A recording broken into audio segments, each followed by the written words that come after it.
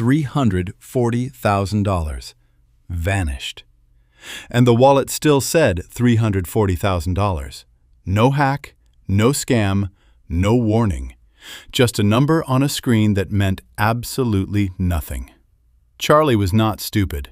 He chose the safest option in crypto, USDT, Tether. The coin that has never, not once, moved from $1. He had $340,000 in it. At 2 a.m. on a Sunday, he tried to withdraw. Site frozen. Support dead. And not a single buyer on earth would give him $1 real for his perfectly stable money. Right now, $150 billion of these tokens exist.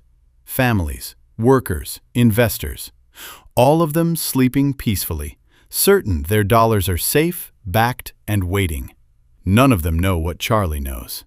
Here is what actually happens. You hand over real money. They hand you a token. But your dollar does not wait for you in a vault. It disappears, instantly, silently, into a giant invisible pool with no audit, no insurance, no government protection. You don't own a dollar. You own a promise. From a company you cannot check, backed by assets you cannot see. And promises, as Charlie learned at 2 a.m., break without warning. Tether, with over $130 billion in tokens, says that pool is full. But experts and analysts point out it has never passed a complete independent audit. They release attestations, limited snapshots from an accounting firm, which are not the same as a forensic audit. When pressed for proof, the answer is always, trust us. For Charlie, it was just a tool. Instant, cheap. He never asked what USDT truly was. The price was always $1. That was enough. Until it wasn't. In May 2022, another stablecoin, UST, imploded. In 48 hours, it crashed from $1 to 10 cents. $40 billion vanished. That should have been the warning. Instead, money flooded into Tether and USDC, the safe choices. But no one asked, how do you know? When Tether began, its vow was simple. Every token backed by $1 real. By 2021, its own report showed only 2.9% was cash. The rest was commercial paper, short-term corporate IOUs, and mysterious loans. This paper is liquid until panic hits. Then it freezes. And Tether won't say which company's IOUs it holds. No names, no transparency. You must trust the world's third largest holder of this risky paper is being careful, without seeing what it owns. Charlie knew none of this. He assumed it was like a bank. It wasn't. Stablecoins live in a legal shadow. Not quite money, not quite a bank. When UST collapsed, Charlie tried to get out. Tether's official redemption is only for huge, pre-approved clients. For everyone else, you must sell on an exchange. That night, buyers vanished.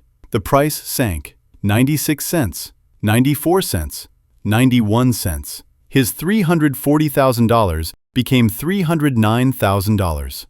Not because Tether failed, because fear is faster than bureaucracy. The price recovered, but Charlie couldn't sleep. He saw the truth. His stable money could lose 10% in hours because strangers got scared. A bank run is a self-fulfilling prophecy. Modern banks have government insurance to stop this. Stablecoins have no insurance, no safety net. They've rebuilt the reckless banks of the 1920s and called it the future. The math is brutal.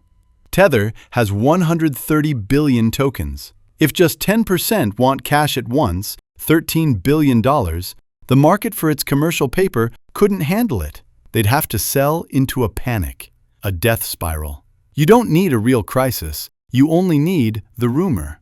In March 2023, the rumor became real.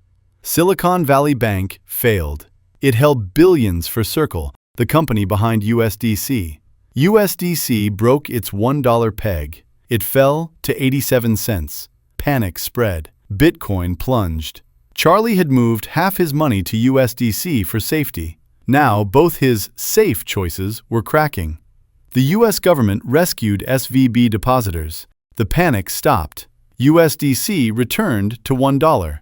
But a chilling truth was exposed.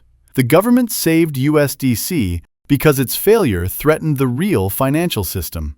Stablecoins had become too big to fail. But unlike banks, they owe the public nothing. No oversight, no transparency. The profits are private.